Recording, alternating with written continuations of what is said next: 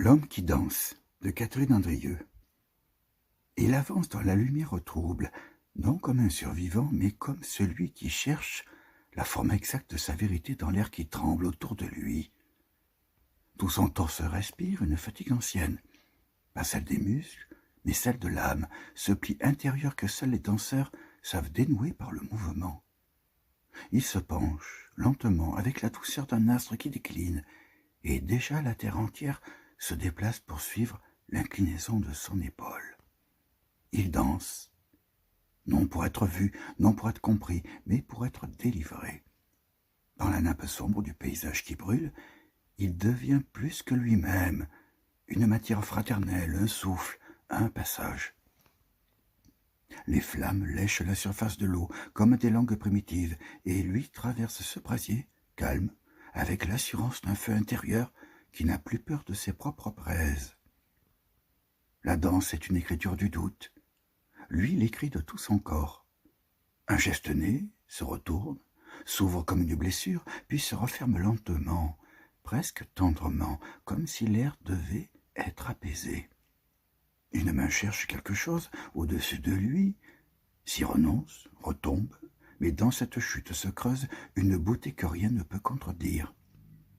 Sa peau, humide de nuit et de chaleur, reflète les lueurs incertaines des flammes. Il semble surgir d'une peinture ancienne où la souffrance aurait trouvé une forme souple. Il danse. Chaque pas qu'il pose sur sa toux en feu est une prière, une manière de dire « Laisse-moi encore un peu de corps pour habiter ce monde ». Ses pieds hésitent, glissent, se retendent. C'est ainsi qu'il raconte son histoire, non par mots, mais par fracture et résurrection. Il sait que toute danse est une métamorphose, et que toute métamorphose est un risque.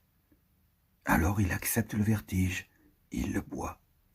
Il le traverse comme une chambre obscure où tremblent des ombres anciennes. Son torse se cambre, puis se défait, puis se relève comme une vague lente.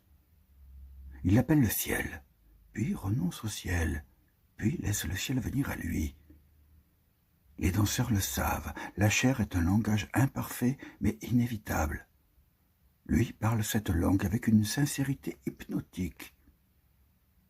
Et lorsque sa tête retombe, lorsque ses cheveux humides glissent devant ses yeux fermés, on croirait qu'il écoute quelque chose que nous ne pouvons pas entendre, un murmure ancien, peut-être celui des corps disparus, peut-être celui de ses propres nuits. Alors il avance, sans musique, sans repère, porté par la seule urgence du mouvement intérieur. Parce qu'à cet instant, il n'y a plus de technique, plus de style. Il n'y a que l'homme qui danse pour ne pas mourir, qui danse pour élargir la brûlure en lumière, qui danse pour transformer la douleur en espace respirable. Le tissu aérien qui flotte au-dessus de lui, voile, spectre ou souvenir, est comme le dernier souffle de ce qu'il a aimé et perdu. Il danse dessous comme on danse sous une présence invisible. Son dos se fléchit, ses doigts tremblent. Quelque chose en lui parle à ce morceau d'air. Il danse, non dans le monde, mais dans la mémoire du monde. Et alors, dans un geste lent, presque imperceptible, il incline son corps vers la terre. Il n'y a plus de feu, plus de vent, plus de nuit. Il n'y a plus que lui, un homme debout dans l'effondrement et pourtant élevé, un homme qui offre au silence une dernière phrase d'épaule.